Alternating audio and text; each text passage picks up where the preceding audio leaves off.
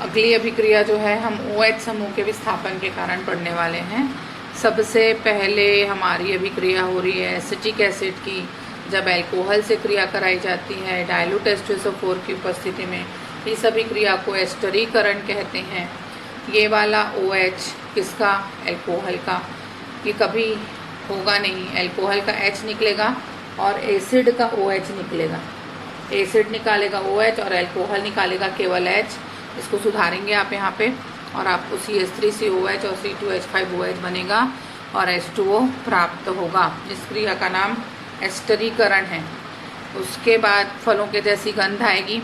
अगली अभिक्रिया जो आपको देखनी है वो है आपकी NH3 से अभिक्रिया, जिसमें आपका क्या हो रहा है रिएक्शन देखिए, है ना। सबसे पहले आपने फिर से एसिटिक एसिड लिया है, जिसकी आप अमोनिया से क्रिया करा के अमोनियम एसीटेट बना रहे हैं, CH3COONH4। क्लियर।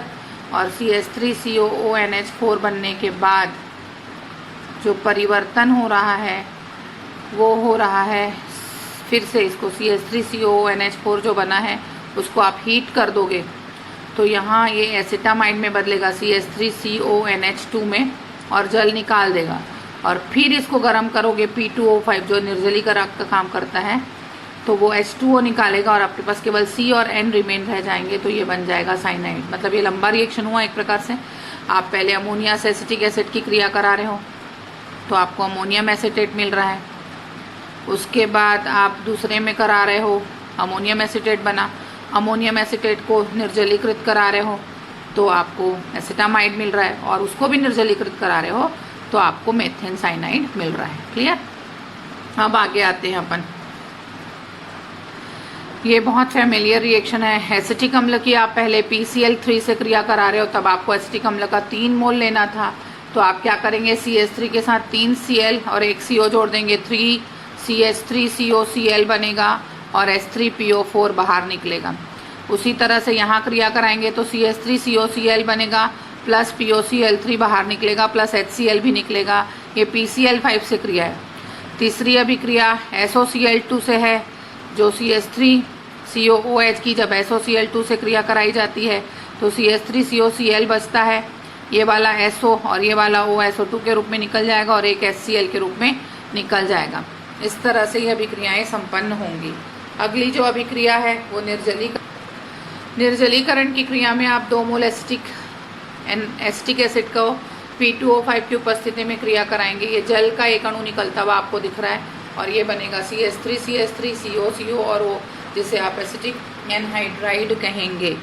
उसके बाद अगली अभिक्रियाएं बहुत इंपॉर्टेंट रिएक्शन है, स्मीट अभिक्रिया है। एसिटिक एसिड की आप हाइड्रोजोइक अम्ल से क्रिया करा दीजिए। हाइड्रोजोइक अम्ल का सूत्र याद कर लीजिएगा, N3H कॉन्सेंट्रेटेड H2SO4 की उपस्थिति में 60 डिग्री पर जब ये क्रिया होती है तो CH3 के साथ ये वाला एक N, ये वाला एक H और ये वाला एक H जुड़ के एमीन बनाते हैं और ये जो है पूरा का पूरा CO2 और H2O के रूप में, और N2 भी बाहर निकल जाता है, CH3NH2 plus H2O plus N2 plus CO2।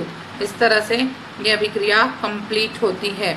उसी तरह से चूने के पानी से हम एसिटिक एसिड बना रहे थे, तो आप ले लीजिए फॉर्मिक एसिड। फॉर्मिक एसिड की क्रिया आप कैल्शियम हाइड्रोक्साइड से करिए तो कैल्शियम फॉर्मेट बनेगा। ये देखिए H2O निकलेगा और Ca जुड़ेगा। उसके बाद उसका आप क्या करेंगे ड्राई डिस्टिलेशन, तो देखिए फॉर्मेल्डिहाइड बन रहा है और CaCO3 निकल रहा है ना। उसी तरह से आप एसिटिक एसिड ले लीजिए और फिर उसकी कैल्शियम हाइड्रोक्साइड से क्रिया करा दीजिए तो कैल्शियम एसीटेट बनेगा। सेम रिएक्शन है, बस H की जगह CH3 आ गया है। उसको आप ड्राई डिस्टिलेशन कर दीजिए तो 2 मोल एसिटाल्डिहाइड और CaCO3 बनेगा। ये रिएक्शन हम देख चुके हैं कहाँ पर, एल्डिहाइड और कीटोन में, है ना। चलिए आगे आते हैं। ये केमिकल प्रॉपर्टी खत्म हो, शीघ्र सिरका विधि से एसिटिक अम्ल बनाना है। रिएक्शन दिख रहा है आपको CH3CH2OH, ऑक्सीजन की उपस्थिति, माइकोडर्मा एसिटाई, ये बैक्टीरिया लग जाएगा जिससे आपको एसिटिक एसिड मिल जाएगा और CO2 मिल जाएगा। होता क्या है देखिए, लकड़ी का एक बाल्टी नुमा पात्र होता है जिसमें लकड़ी के तख्ते लगे रहते हैं और ये लकड़ी के डोम होते हैं, ठीक है। और यहाँ से हम, और बीच में पुराने सिरके से भीगी हुई लकड़ियों की छीलन भरी हुई होती है।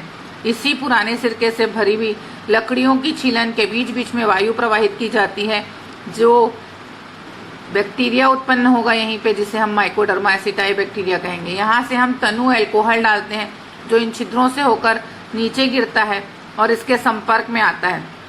जैसे वो माइकोडर्मा एसिटाई के संपर्क में आएगा, वो माइकोडर्मा एसिटाई बैक्टीरिया उसे एसिटिक एसिड में बदल जाएगा, जो यहाँ पर पात्र में एकत्र कर लिया जाएगा। इस क्रियाविधि को बार बार दोहराने से लगभग 8 से 10% सांद्रता का एसिटिक अम्ल या विनेगर या सिरका प्राप्त होता है।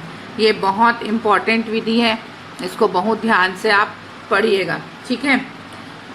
ये चैप्टर आपका ख़त्म होता है। अगले चैप्टर में हम नया चालू करेंगे, लेकिन आप रिएक्शंस और कन्वर्जन ज़रूर बनाइए। ये थ्योरी देख लीजिए आप। सिरका बनाने के लिए सिरका विधि को बड़े बड़े डैंग में लेते हैं और उन्हें क्रम में लगा दिया जाता है। प्रत्येक डैंग के ऊपर और नीचे छिद्रकार तख्ते लगे होते हैं, जिनके बीचों बीच पुराने सिरके से भीगी लकड़ी की छीलन भर देते हैं। पुराने सिरके में माइकोडर्मा एसिटाई नामक बैक्टीरिया बहुतायत उपस्थित होते हैं। एल्कोहल का तनु विलयन जो मैंने बताया था आपको डालने के लिए, साथ में आप अमोनियम सल्फेट डालिए जो बैक्टीरिया के भोजन का काम करेगा। डैंग में धीरे धीरे ऊपर से गिराते हैं।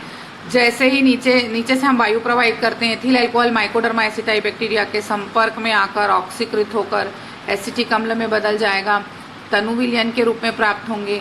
इस क्रिया को यदि हम बार बार दोहरा दें तो 8 से 10% सांद्रता का एसिटिक अम्ल या सिरका हमें प्राप्त हो जाएगा, जिसे हम प्रभाजी आसवन कर शुद्ध सिरका प्राप्त कर सकते हैं। क्लियर?